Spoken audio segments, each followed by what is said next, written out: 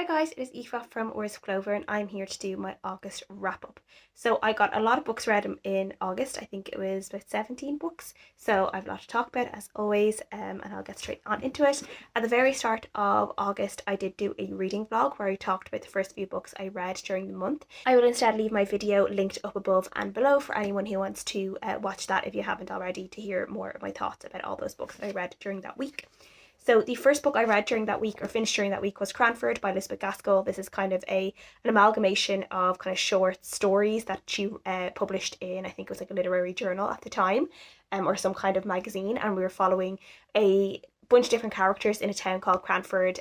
We are kind of in the perspective of a character who's just known as Miss Smith, and she seems to be kind of a young spinster, I guess would probably be the best term, and she now and again, she obviously used to live in this town and she goes back to stay with different friends of hers in the town, a lot of people who are older, kind of like in their 60s, including one character called Miss Mattie, who's kind of a central character in most of the stories. And it's just kind of a funny, kind of like sweet at times, funny comedic look at just the characters, how they live, their kind of eccentricities, the social kind of yeses and nos that people kind of live by, and how they're very stuck up in certain ways and they're but very accommodating in other ways. And it was just funny and enjoyable, and I did really like it, and I liked it as my first foray into Gaskell's writing.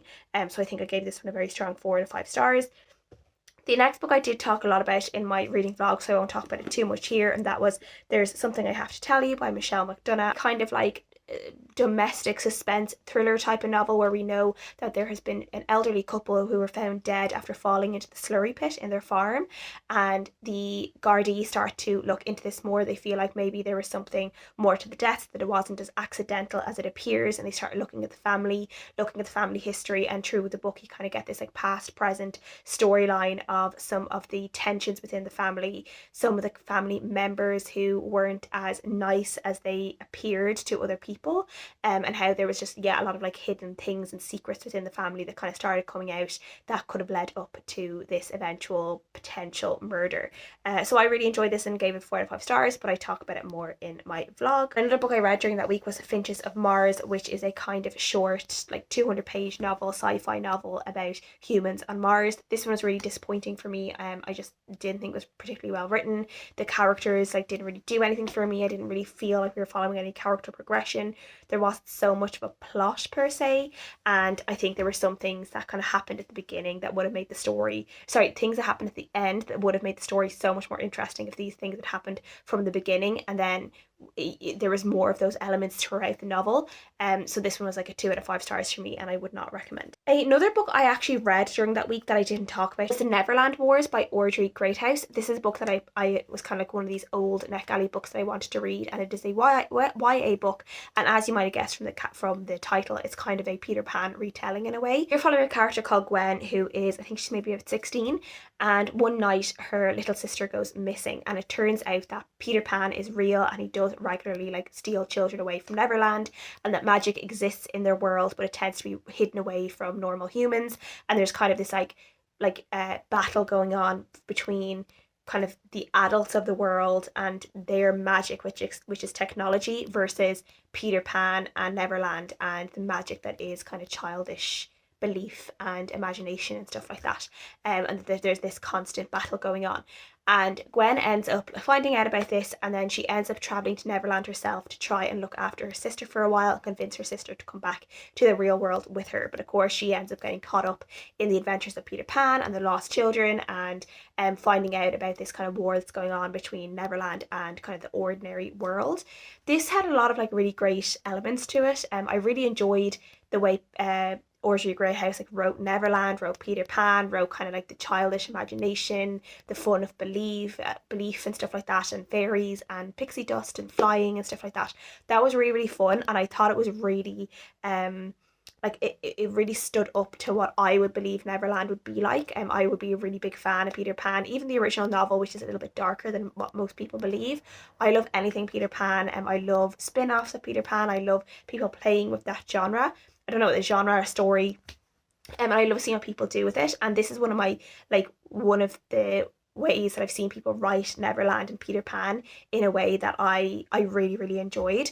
However, I think this story really, really fell down when it came to the actual plot, because there wasn't actually that much of a plot.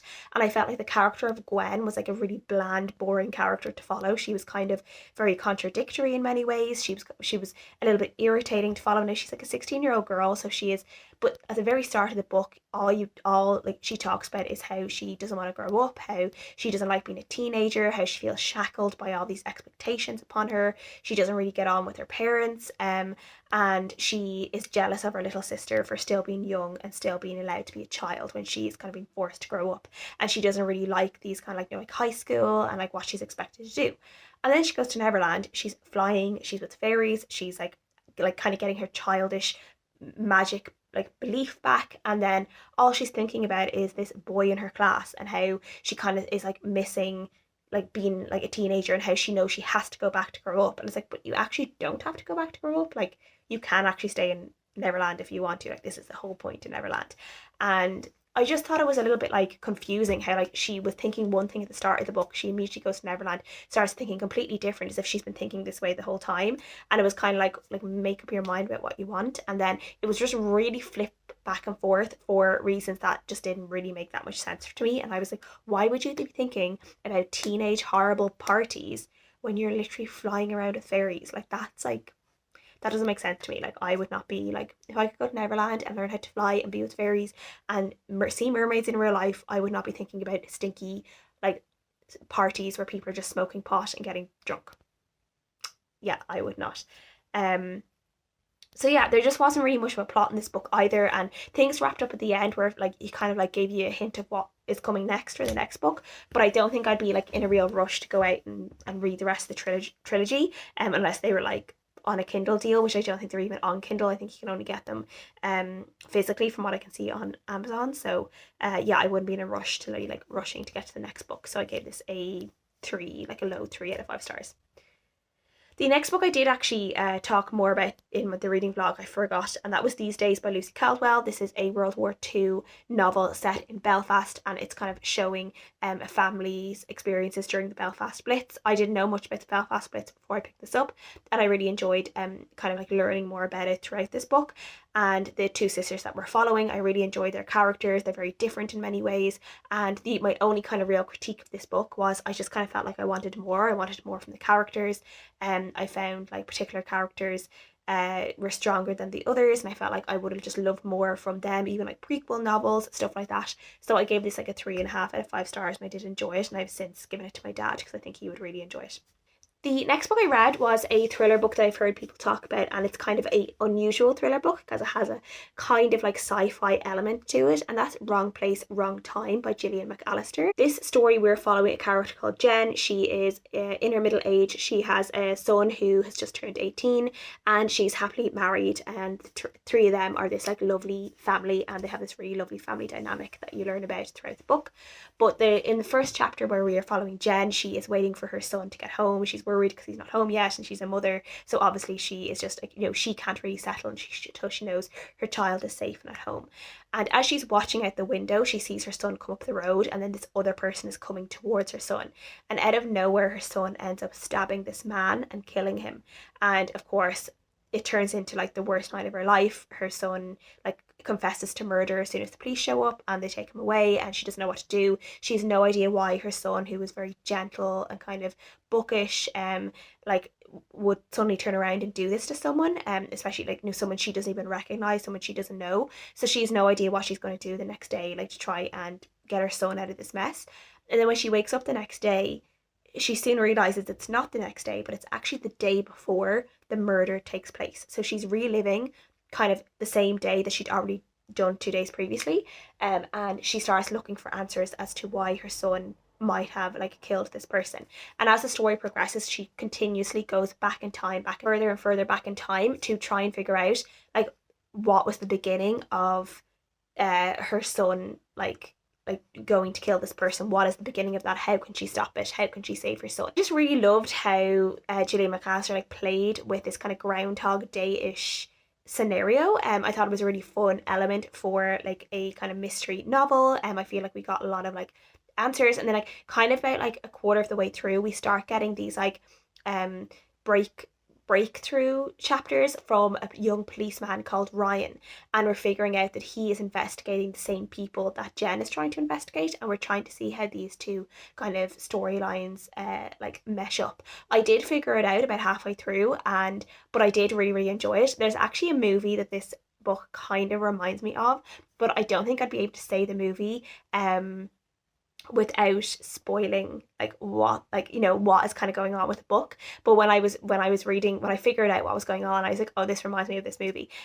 So yeah, if you've read the movie, if you read the book and you want to know what movie I was thinking about, just leave a comment down below and I'll comment back. But though the movie's a lot more violent and dark. But yeah, I really enjoyed this. I just thought it was fun. It was just a fun read, so I gave it a 4 out of 5 stars, and I definitely pick up more books from Gillian McAllister.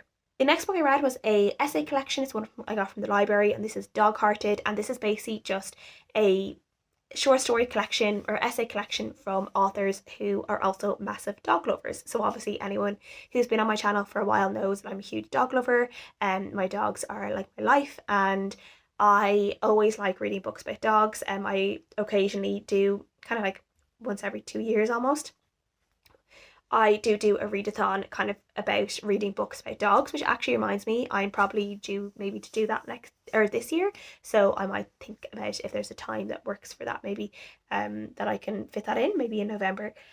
And yeah, so this one was a little bit disappointing for me because I really thought I was going to absolutely love it. Like, it's a book about dogs. What wouldn't I love about it? But like many kind of short story or essay collections, some of the stories worked for me and some of them didn't. I liked the direction some of the authors went. I will say the authors who make up this collection are kind of more kooky, eccentric literary authors, and you can kind of see that in the stories that like, or the way they've decided to write their essays. What I did enjoy when I was reading this is when I was reading each essay, and a lot of the authors were obviously talking about their own dogs. I was going onto their Instagrams to look at pictures of their dogs while I was reading the story, so I kind of liked doing that. There was one author who I've named in my review. I can't think of his name off my head now, but I named it in my Goodreads review, who had this really weird angle to a story about how, because he was like this tall man who dressed in black with a little dog, that when he hung out in parks, people automatically would presume he was a paedophile. And he just like ran with this theory that like people would think he was a paedophile, and how he wasn't a paedophile, but people would think he was a paedophile. And I was like, what a weird thing to think about yourself. Like, and like, what a weird like way to go about like writing a story about a dog, is to say, well, I have a little dog, but I'm a big man, so obviously I must just look like a paedophile. Like, I just thought that was really weird, and I just was really found it really off-putting. Like, I really didn't like it. So yeah, this story like collection ended up being kind of like a 3 out of 5 stars for me, which is disappointing because I would love to have loved it. But I'm glad I've read it because it was one that I've wanted to read for a while. The next book I read was my non-fiction for the month, and that was My Friend Anne Frank by Hannah Pick-Goslar. Story of Hannah's life. She was born in Berlin in Germany, and then when she was very young, her parents moved her to the Netherlands, to Amsterdam, as kind of Hitler started rising to power and started putting in kind of a lot of anti-Semitic kind of rules and just ideas in place. Her parents obviously did not feel safe anymore in Germany, and they moved to the Netherlands where they thought they would be safe. So Hannah grows up in the Netherlands, and close by her another little girl is also growing up, and that is Anne Frank. And Hannah and Anne Frank end up becoming really good friends, like best friends, through school and into like their early teens, which obviously we know that by the time they were in their early teens, World War II was kind of in full force, and Jewish people started getting rounded up in many different countries, and you know, obviously horrific things happened. The Holocaust happened, and we learn like Hannah's experience during this, which included losing her mother very early on, and then eventually going to concentration camps with her father, her grandparents, and her younger sister, and how she was kind of in charge of looking after her younger sister at these concentration camps, and how because of her father's status as kind of, he was kind of on this kind of Jewish council kind of thing, they ended up getting kind of, they were in Bergen-Belsen camp, which is also the camp that Anne Frank was in, and because of their status, they were in like a slightly different type of area of the camp where they were kind of like they could wear their own clothes, they didn't have to shave their hair, and so they kind of got, I say like better treatment, but it wasn't really better treatment. They were still like starving, but they were treated in a slightly different way than other prisoners, such as Anne Frank and her family. And there's this really emotional like moment in the book where Hannah and Anne Frank are like reunited as close as they could be, through like a fence, where they can't see each other but they can talk to each other. And it's probably like in the last few weeks of Anne Frank's life before she gets sick and dies, and it's just really, really sad. There were a lot of like really obviously poignant moments in this. It's a very sad book in many ways, but it also like Hannah's love for her family, the love she got from her family, the strength of the Jewish community as a whole, and how important her Jewish faith ended up becoming to her throughout the novel. I really loved how that all shone through, and also what she did afterwards. So once she survived the camps and she lived with family in Switzerland for a while, and then she eventually ended up going to Israel, and kind of establishing a home there, because that was her father's dream, was for them to eventually go back to Israel. So she wanted to live out her father's dream, which I thought was lovely in many ways, but also obviously there is the very complicated situation of, you know, Israel and Palestine. I appreciate that Hannah did talk a little bit about the war between Israelis and Palestine, and yeah, that she didn't just like gloss over that, she did speak about it. So I did really appreciate that as well. But this book is really, really good. Like there's no, like, you have to kind of rate it 5 out of 5 stars. Her experience was just something that no one should ever have to experience. The type of loss and trauma that she experienced was just out of this world, in like just her really horrific ways. But then her sense of not necessarily optimism, but just her strength to continue, her ambition to make something out of her life, to embrace what would have been her father's dream as well. I really, really enjoyed many elements of the story, despite, you know, being horrified by what she had to go through. So yeah, this was a kind of a very easy 5 out of 5 read, 5 out of 5 stars read for me. The next book I read was an audiobook, and it was A Marvellous Light by Freya Marske, and this one is kind of like an urban fantasy. It's set in kind of, I think it's like Edwardian period-ish, and we are following two characters, Robin and Edwin. Robin ends up getting this job in this like department that he's never heard of before, and when he starts working there, this man called Edwin comes in and starts asking him questions about the person who he has replaced. And then Edwin starts doing magic, and Robin is like, what the hell are you doing? Like, how is this possible? And it turns out that magic is real, that there are magicians, that they're able to do magic. And Robin has basically been put in the wrong department because no one who didn't know that magic existed should have been put in his place. And yeah, so now he knows about magic, and then because of something to do with his predecessor, in the role that he's now in, he ends up getting cursed by these dark magicians over something that they're looking for, and that they think Robin can help them with. And now Robin is cursed. He has this like curse in his arm that no one is able to get off. So him and Edwin have to team up to start looking into this mystery of this object that people are trying to find, and also at the same time try and figure out how to get the curse off Robin's arm and basically save his life. And the two of them kind of get closer and closer in the process of doing that. So this was fun in many ways. It did take me, like, I can't say I felt really connected with the story or the characters. This could have been because I was listening to it on audiobook, I don't know.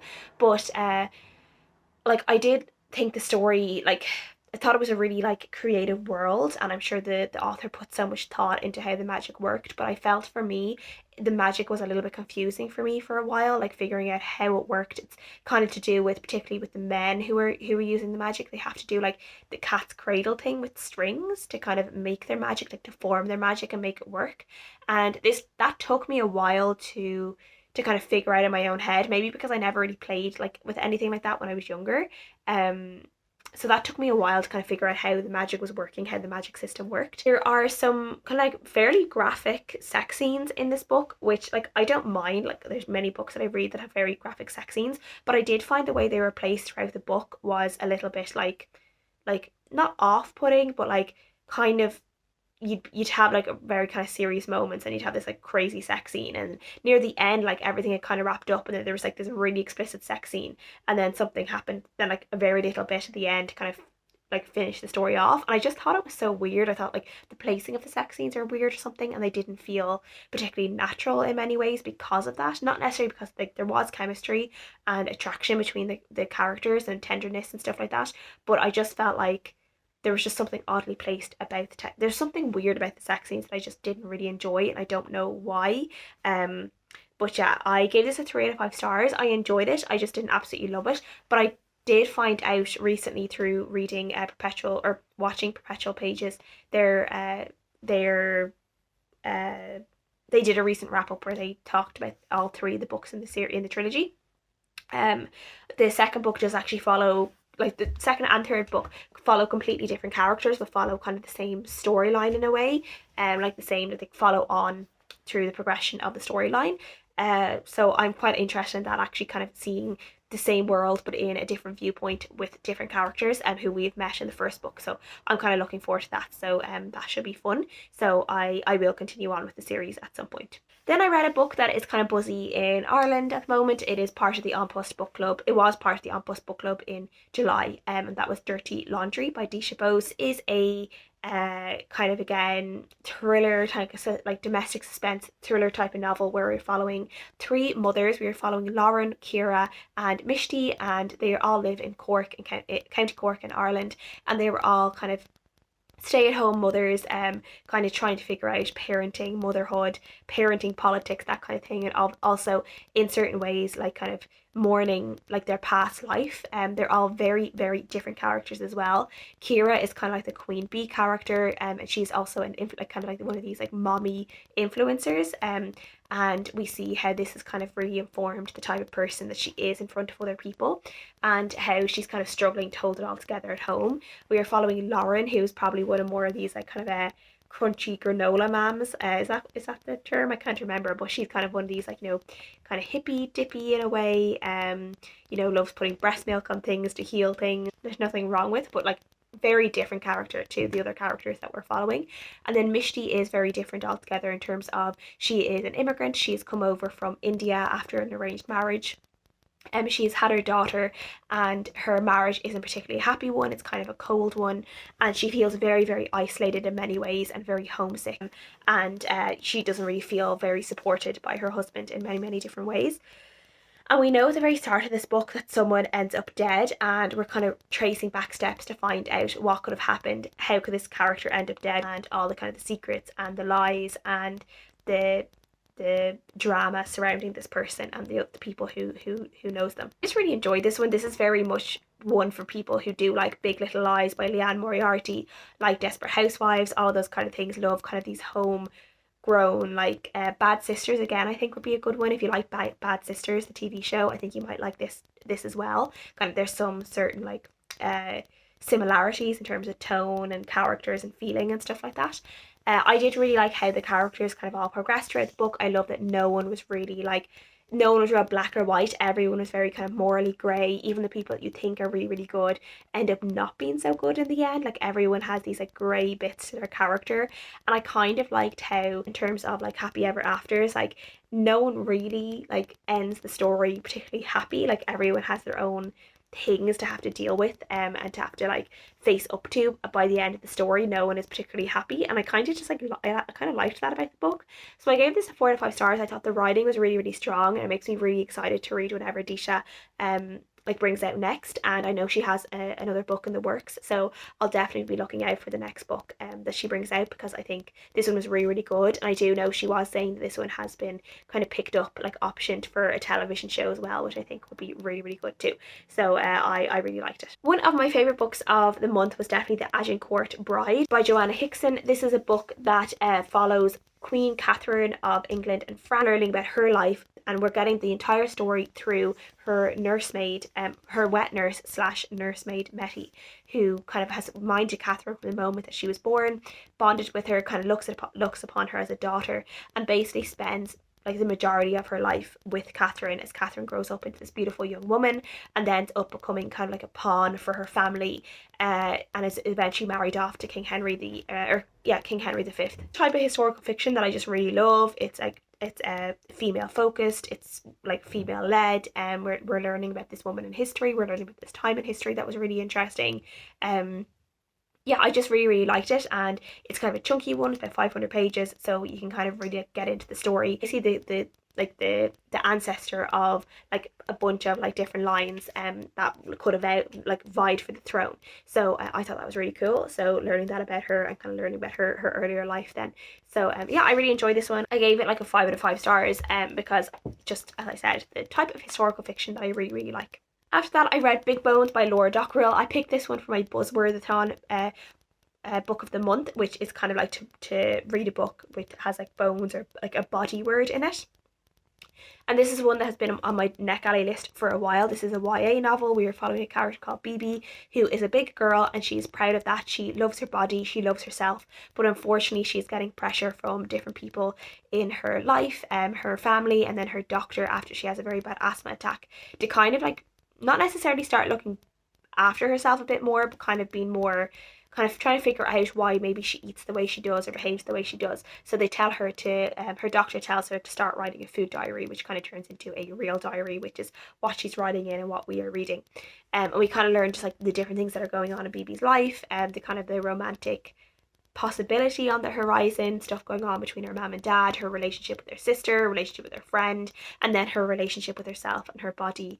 And yeah, Bibi is like one of the most confident people that I've ever like read, and she's very loud, she's very like brash in many ways, and it did take me a while to kind of actually like her. I kind of felt like she was a little bit much for a while, because she was just so out, like she just like her voice feels very loud, and there was a moment where I was kind of like, I think I felt like taken aback by her, and I wasn't really sure. I was like, if I met her in real life, she might be too much for me. I don't know if I would like want her around, because she just seems like someone who would be a lot in many different ways. And as the story gets on and we kind of see the more vulnerable parts of Bibi, I did start really liking her. One of the things I really loved in this book was there's a very strong sisterly relationship in this book that I just really loved. I loved seeing how Bibi loved and cared for her little sister. And yeah, I just kind of like this book again is also one that there's a lot of food descriptions in too. So this book, well, there's parts of it like where the food descriptions are really good and they'd make you hungry, and there's also food descriptions that are also really gross and would kind of make you feel a bit nauseous. So it's kind of like both ends, but there's definitely more nice food than not nice food descriptions in it. But I did end up enjoying this one, and I gave it like a 4 out of 5 stars, and yeah, I did really like it. And I listened to an audiobook, and that was No Way Out by Cara Hunter. This is the third book in the D.I. Adam Foley series that I've been reading this year, and in this one we are following the team D.I. Adam Foley and his team as they investigate a house fire that happened shortly after Christmas, and 2 children that were in this house, and it appears that they were alone in this house when the house went on fire, and the 2 children have died. And so obviously it's like a really tragic case. It's a really hard case for them to work on, especially like right after Christmas when they've all had family time, some of them with young children, and now they're having to look like into why these children were left alone in the house, where are the parents, what was going on. And there seems to be like this like slew of weird things and secrets that were going on with his family that may have led to an arson attack and the children being dead in the house. And so I really enjoyed this one. I think Cara Hunter just does really well in terms of talking about the investigations in her stories. I think the investigations are definitely like the way the investigation goes in her stories is definitely the strongest part of the story. And the way like she has her character, the different characters we're following on the team, and how they go off and investigate all these different leads, and how they all kind of come together then in a whole for the conclusion of the investigation. And she's really good at kind of setting up some like red herrings where like as a reader you're kind of like, oh, I feel like I know what's going on, and they kind of like investigate these things and these red herrings pop up, I think are quite good. The first and the second book, I did find that the conclusion of the stories felt a little bit over the top, not necessarily believable, and I did find the conclusion of the stories like the weakest part of the story. This one was much better. I did actually enjoy it a lot more than I did the first 2, and this one, I know I actually read the 4th book before I read the 1st, 2nd and 3rd, and that's how I got into the series. The 4th book is definitely like my favorite one. That was a real easy like 5 out of 5 stars for me. Where this one, like chronologically, this one is definitely my favorite out of the first 3. This has definitely been my favorite. It's been my strongest as well. I feel like it's the strongest written, and obviously the 4th one then I feel like gets even better. So I'm really looking forward to going on and reading the 5th book and seeing what happens in that one. So I gave this one a really strong 4 out of 5 stars. I read a book that has been on my TBR cart for a while, that is The Women Could Fly by Megan Giddings, and this is kind of a, I guess it's an alternative type of book where we're like following a character in a world that's very similar to our own, except in this world witches exist, and witches are kind of not necessarily hunted, but every single woman is basically can be suspected of being a witch, and they undergo all these tests and stuff leading up to the time that they're married. And it says that every woman, as soon as basically you turn 28 or between 28 and 30, you should get married, and then your husband kind of like is in control of everything you do in your life. And then if you don't get married, you might be suspected of being a witch, and you're kind of like closely monitored by the government. We're following a character called Josephine, who is biracial and also bisexual, and she's now 28 years old, and obviously she is kind of at that point in her life where she really needs to start thinking about getting married to someone if she wants to kind of live a more free life without like a lot of fear of being taken away and being suspected of being a witch. But Josephine's mother, when she was a teenager, disappeared, and Josephine has been dealing with that loss in her life for a long time, and now they have officially kind of declared that her mother must be dead. So Josephine is kind of dealing with kind of like prolonged grief at the start of this book, and kind of dealing with her feelings, like her very complicated feelings about her mother and her mother's disappearance. And she ends up in her mother's will that they're able to read now that they've declared her mother dead. Her mother has these like particular like requests for her to do, so we follow her as she does these requests, and ends up finding things out about her mother that she kind of suspected but never knew for sure. And it ends up with her being led into this like kind of crazy. It's fine for me. I really thought I would love it more because there's so many elements in it that like I feel like I should love, like witchiness, women rising up against the patriarchy, things like that. There's definitely a Handmaid's Tale feeling to this. I think if you like the Handmaid's Tale, you might really like this one. I do think I maybe like a Handmaid's Tale more. This one just, I don't know, I think I kept waiting for something bigger to happen, and it didn't quite happen. And then the way it ended up as well, I just kind of felt like it wasn't, I kind of felt like I would like a much more definite smash the patriarchy vibe than this one gave me. I don't think it was really like a smash the patriarchy. It was just kind of a let's run away from patriarchy and make our own island of feminine power, which like isn't a bad thing either, but like I would just like the patriarchy to be completely smashed. Yeah, I don't know, like, yeah. This was fine, 3 out of 5 stars. I'm glad I finally read it because, as I said, it's been on my shelf for a while. A real funny book that was Girlfriend on Mars by Deborah Willis. I absolutely love the cover of this book, and this one is basically like almost like what it says on the tin. It is about a character called Amber and a character called Kevin, and they are a couple. They've been together for like since they were teenagers, and now they're like in their they're like late 20s, early 30s.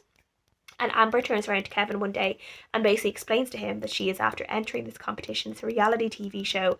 That means that she is basically up for the chance of being on this mission to Mars. And it is a one-way mission. Once she gets to Mars, she'll never be able to return back to Earth. And she is all for this like chance to escape the Earth. She doesn't really like what's going on with Earth in terms of climate change, and she wants to go to another planet and try and help make Mars like more compatible for humankind and for like a future human colony, and kind of be the start of that human colony. That's what she wants to do.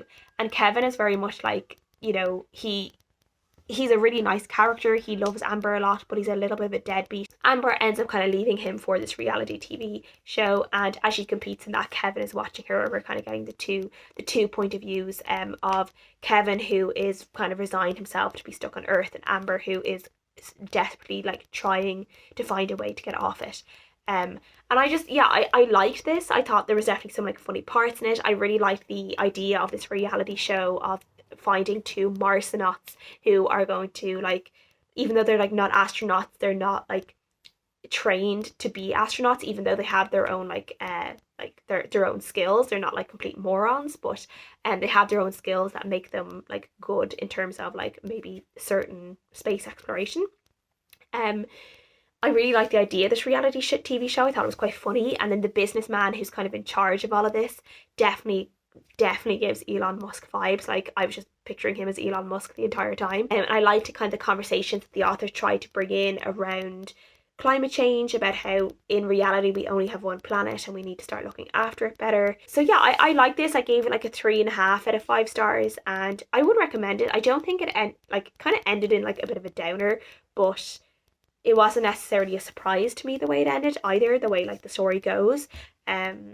So yeah, I gave it a 3.5 out of 5 stars. And then I listened to an audiobook that I ended up really enjoying, and that was A Deadly Education by Naomi Novik. This is a book that is an urban fantasy book where you're following a character called Elle, who's around 16 years old, and she is a student in something called the Scholomance, which is like this magical school.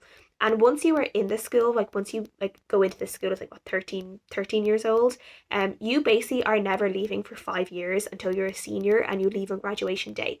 This school, there's no summer holidays, there's no like going back to visit your family. Once you're in, you're either leaving on graduation day, or at some point in between the time you start to the time you finish, you die. That's it. Like there's a lot of deaths in this school, and because the school is basically like ravaged with these monsters who are trying to eat all these little magicians and gobble up all their magic. So they basically there's no teachers in the school, there's no adults in the school. Basically, like, you do your work or you die. You learn your spells, you do your work, you learn your spells, you learn how to defend yourself, or you die. And Elle is in the middle of doing that. She's in her second last year of school, and because of the type, she basically has this prophecy around her that she'd basically be able to destroy the world if she wanted to. She's actually very powerful magician, and if she wanted to, she could destroy the world, but she doesn't want to do that. But because of this kind of thing around her, people kind of tend to avoid her. And then this one character who's almost like the complete opposite to Elle in many ways, he's almost like a savior type of character. He ends up kind of sticking to her in a way that at first she doesn't like, and then she kind of begrudgingly accepts, and they kind of get this like little kind of friendship thing going. And it leads up to all these other things start to happen in the school. There's definitely parts of this book that are like slightly info dumpy. Like, you kind of really have to like learn how the Scholomance works and kind of accept many different parts of it. But I thought it was really fun. I really liked Elle as a character. She's quite funny and dry in many ways. And also, I feel like we see so much character progression in her as well, from the start to the finish, in terms of how she views other people, friendships and things like that. Like, she's completely on her own at the very start of the book. And then by the end of the book, we see this lovely kind of like friendship that she has with other girls in her year that I thought was really lovely to see. There's also this kind of very like start of like a blossoming romance as well, that's like kind of like, just very, very sweet and cute. I loved how the author played around with that, and I just thought the magic was really good. It's very much like their life is on the line all the time, so they always have to be like ready to defend themselves, to defend their life, and it's almost like it's really tiring to think about. I was like, this is not anywhere I would ever like to be. People are just dying left, right and centre in this book, and it's just crazy. But I just thought it was a really, really good time. I've gone straight on into the second book. I'm about halfway through the second book on audiobook at the moment as well. And once I finish the second book, I do have plans to just go on to the third one straight away, because I'm just really enjoying the world. I'm really enjoying the characters, and yeah, it's just a really good book. I just really like Naomi Novik's writing. I love the magic world that she creates, and I like I always really love her romances as well, which I always enjoy too. So yeah, this one was like a really easy 4.5 to 5 out of 5 stars for me. So yeah, I loved it. And then the second last book I want to talk about is a Karen Slaughter book, and that is the 6th book in the Will Trent series, and that is called Criminal. In this book is actually very, very fast paced. We are following our character Will Trent at the start of the book, and he finds out about this murder that has taken place, and he's kind of really shocked at this murder. At the start, he's really shocked at the disappearance of the student that then turns into murder, because this student looks a lot like his mother looked when his mother was murdered when he was a baby. And then it turns out that the person who murdered his mother has been paroled, is out of jail, and it turns out that it is very likely that this man is murdered again. So Will has obviously a lot of like feelings about this. He's really we see him at the lowest he's ever been in this series as he's dealing with everything that is going on, and it's really hard to see him that way, because by the time this is like the 6th book in the series, so he's the main character. He's a character that I love with like all my heart. I love Will Trent. I would die for Will Trent, and it was so hard seeing him in such a low place in this book. But then we go way back then, not to 1975, and we are following characters who are like much older in Will Trent's like in the present day timeline. We are seeing them at the very start of their careers as they look into the disappearance of these other girls, and try and find who's getting rid of them, like who is doing things to them.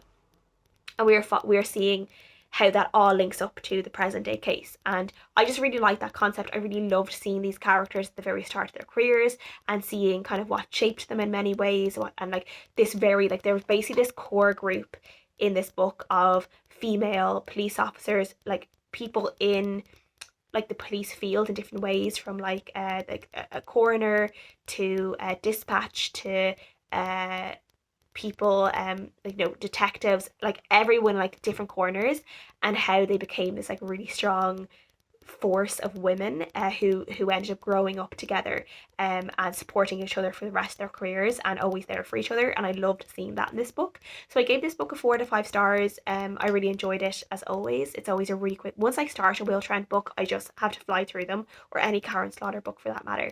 They're just so engrossing. I just have to read them really quickly because I need to find out what happens. So I really enjoyed this one. And then the last book I finished this month was, you can't really see that cover, but it is Emma Donoghue's Learned by Heart. This is the front cover.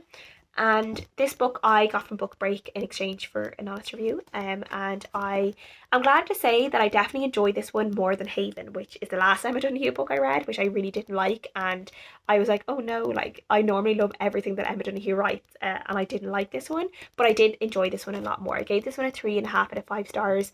We are following the characters of Eliza Rain and Anne Lister, who were in boarding school together when they were 14 years old, and they became lovers. They became friends and then they became lovers, and we are seeing them at the very start of their relationship and how their tentative friendship ends up becoming love, and how this love ends up being like the really big focal point of Eliza Rain's life for the rest of her life, and how she I wouldn't say like obsessed, but definitely like Anne Lister is like the biggest person in her life for a very, very, very long time. And we are seeing how all that starts. So I did love the boarding school setting. It did give me like Mallory Tower vibes at times, and like I love Mallory Towers growing up, and I think that is why I tend to really like books set in boarding schools. So like the friendship and the romance was very sweet. I did find some of like the sex, like there wasn't a lot of sexual, like no explicit sexual content. It was all very much implied, but I did find some of that a little bit like much, considering that they were only 14, or at least Eliza's only 14. So I'm like, that is so young to be having the type of sex it appears that they're having in this book. I just thought it was very, very young. Eliza as well, I didn't say, was born in India. Her father was English and her mother was Indian, so she is biracial. She is a woman of colour, and we're seeing how that affects her in her life now. Like as a student, like what teachers say to her, what people expect of her, how she's treated in many different ways as a woman of colour. So we see that like as part of her experience as well.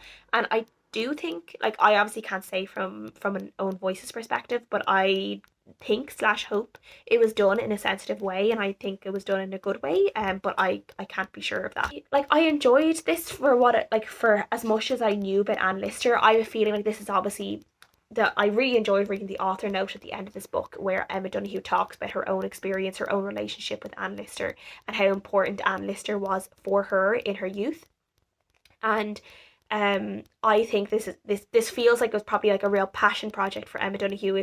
If she did feel that way about Anne Lister, she did really like love Anne Lister and who she was for, I guess, it like in for queer women in history. So I feel like this is probably like a real passion project for Emma Donoghue. And I think if you are someone who knows a lot more about Anne Lister, then I knew who Anne Lister was going into this book, but I didn't know that much about her. I didn't know anything about Eliza Rain. So I think if you know a little bit more about Anne Lister and who she was and the people who were in her life, I say you'd probably get so much more out of this book than I did. But in saying that, I still did enjoy this book, and I gave it 3.5 out of 5 stars. And yeah, me and Emma Donoghue are friends again, thankfully.